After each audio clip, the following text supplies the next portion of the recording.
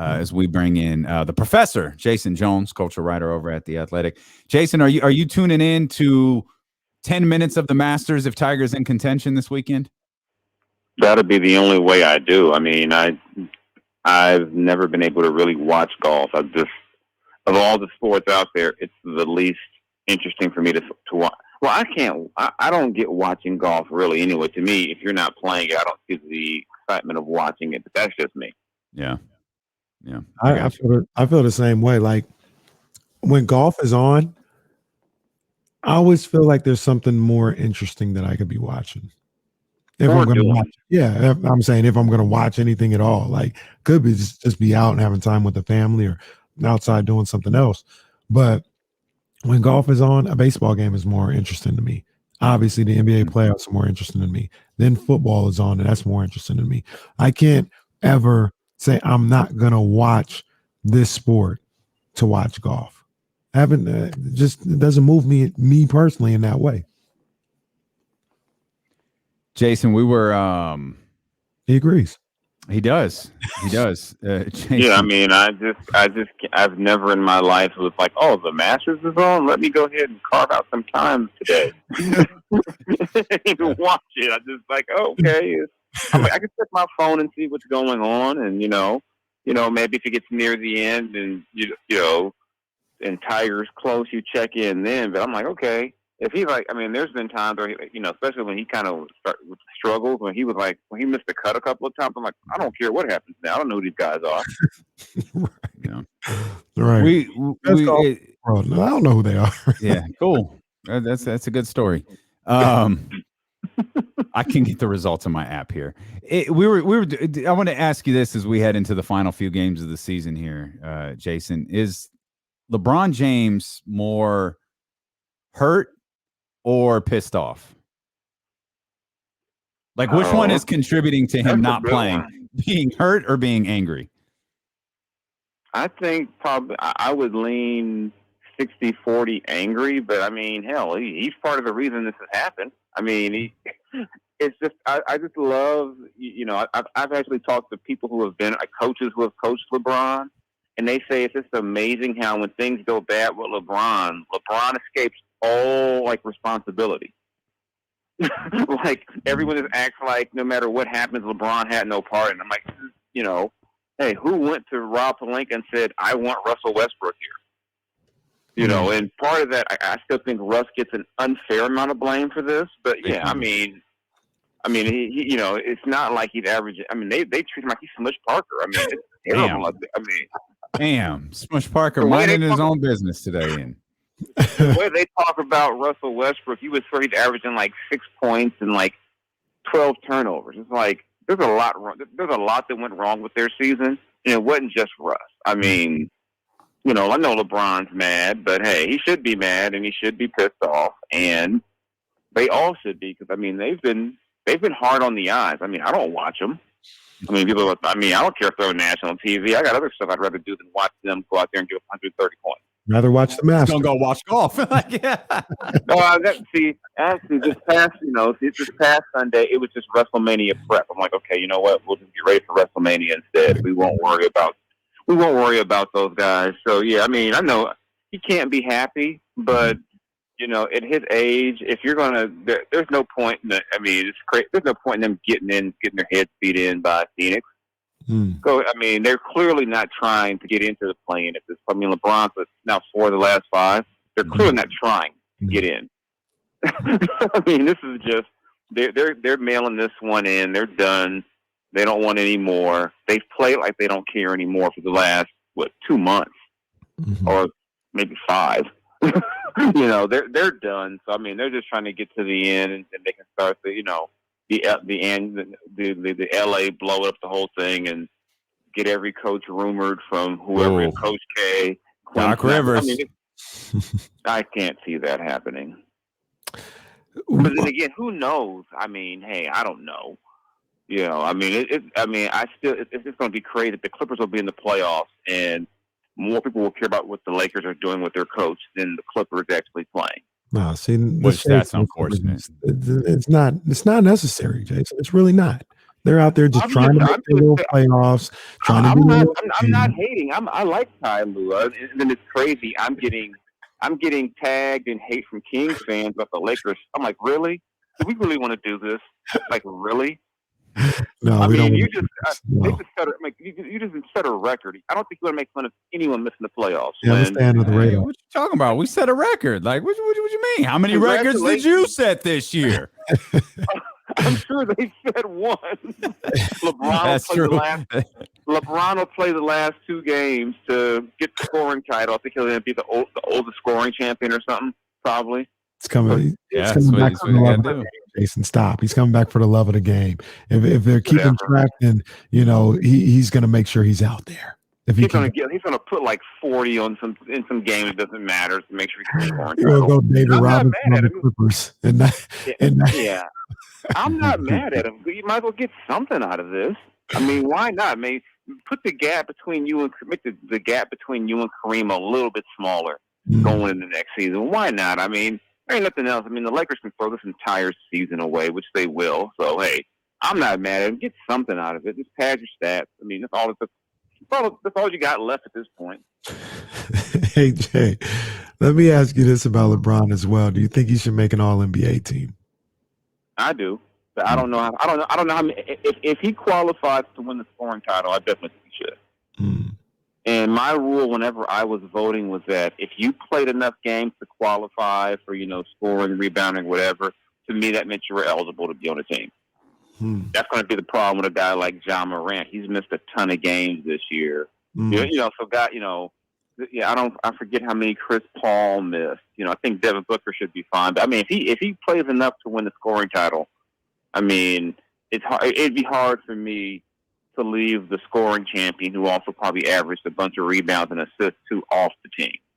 So I think if he wins the scoring title, he definitely should. But if he doesn't play enough to qualify, I would have no problem with people leaving him off. I mean, KD's probably in that same boat. I mean, a lot of guys have missed a lot of time. I don't have a single issue if LeBron comes back and plays 2 games just to qualify for the scoring champion. Like, there's like the fact that he's leading Joel and Giannis, 2 guys who are, one of them I certainly think should be the MVP. And LeBron's averages 37 minutes a game. Like, that's as impressive as that scoring run is. That's insane to me that he's averaging 37 minutes per game. But yeah, I mean, and the whole idea of we're going to get Russ to be a ball handler was to cut his minutes down. Yeah. But I also think that not having AD half the season didn't help with that. Also, not having the legend that Alex Caruso didn't help.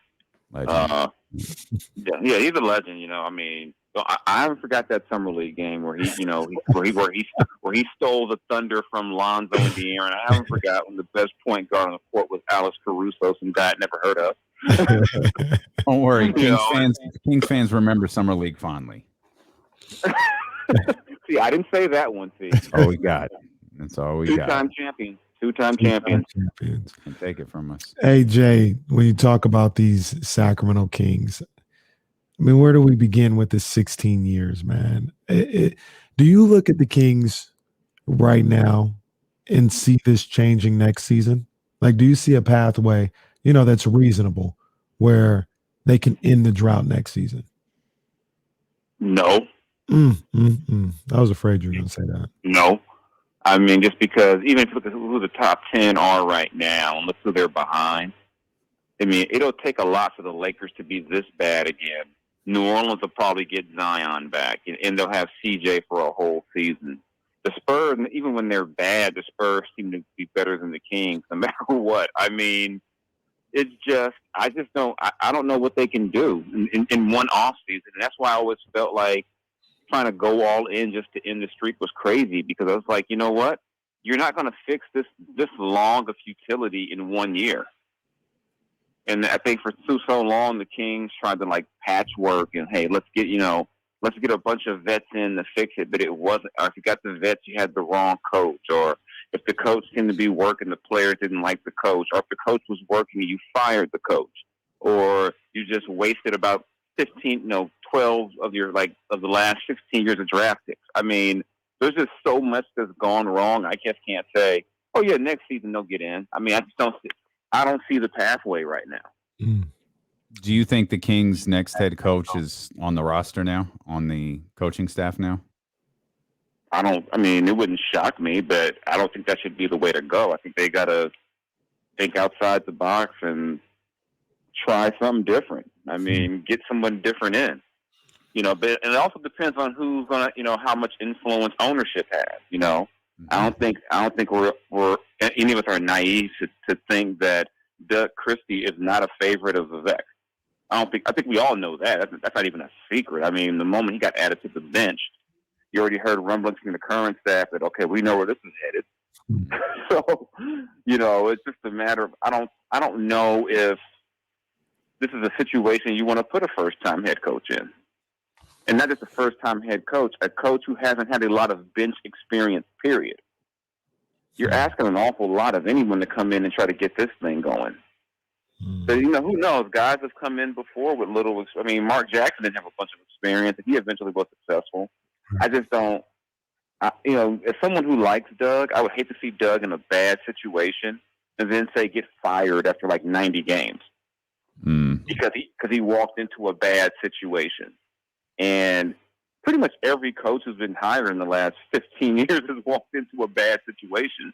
Yeah. It's a matter of, are you going to give them the time to make this thing work? And I don't know if there's any one coach who can fix this. I mean, there's just so many things you got to look at.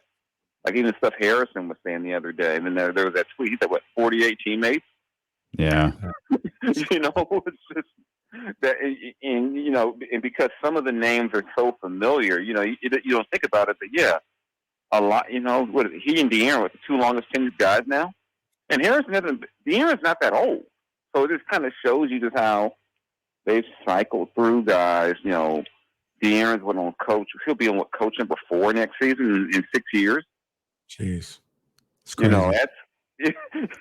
I mean, that's just not, it's just so much wrong. There's so much is going on that I don't know how you fix that unless you tell me that De'Aaron and Sabonis next season will be, I don't know, what Kobe and Pau Gasol, Shaq, unless, something like that happens. I don't see how you fix that in 1 year because right now they've got some holes to fill in the roster still. We don't know where the draft pick is going to be.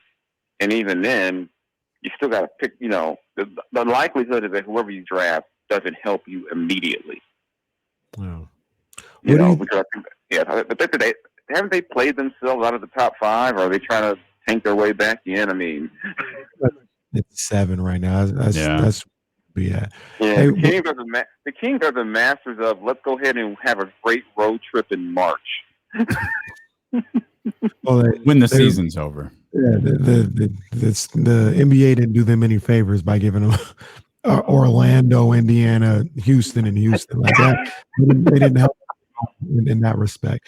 Hey, real quick, Jason, what you think about Bobby Jackson? I like Bobby. I think if you're gonna hire a former player, Bobby should be ahead of Doug. Based on experience, based on I think Bobby deserves that opportunity. I know, just in terms of Bobby's gonna speak his mind. Bobby's gonna be Bobby. So maybe that doesn't always rub people the right way. You think about it. I remember last summer, when they're going in the summer league and Jemias Ramsey, they hadn't announced that he hadn't practiced. Bobby just told us, "Oh, Jemias is hurt." And that's not what they've, at least in these last few years, that's not been typical with the Kings. It's been vague sometimes, and we'll see. Bobby doesn't have that feel, and I like that about Bobby. I think a group like this needs to be told, "You guys are terrible." When they're terrible, and not just behind closed doors, someone who'll go to the media and be like, "Yeah, we're terrible right now." Take the kid, no kid gloves. I think Alvin's done it, but everyone knows Alvin's only it's temporary. I think it's different when a guy with, say, a new 4-year deal is calling you out. You're not going to rush him out. And the same way you got rid of Dave, it'd be much harder to do it with a Bobby just because of the popularity. I think Dave just wasn't likable at times. not just with the players, with everyone. He was, Coach Dave was just Coach Dave. It would be harder to do that to a Bobby Jackson. And I think Bobby deserves an opportunity. I mean, if you're gonna bring in a former player, to me, that's the guy you go get. The professor, line stepper. That's why I like Bobby. That's why, even though he's a Niner fan, that's why I like Bobby. Smart guy. Jason Jones, we appreciate you, my brother. Thank you as always. No problem, guys. Take care. Take care.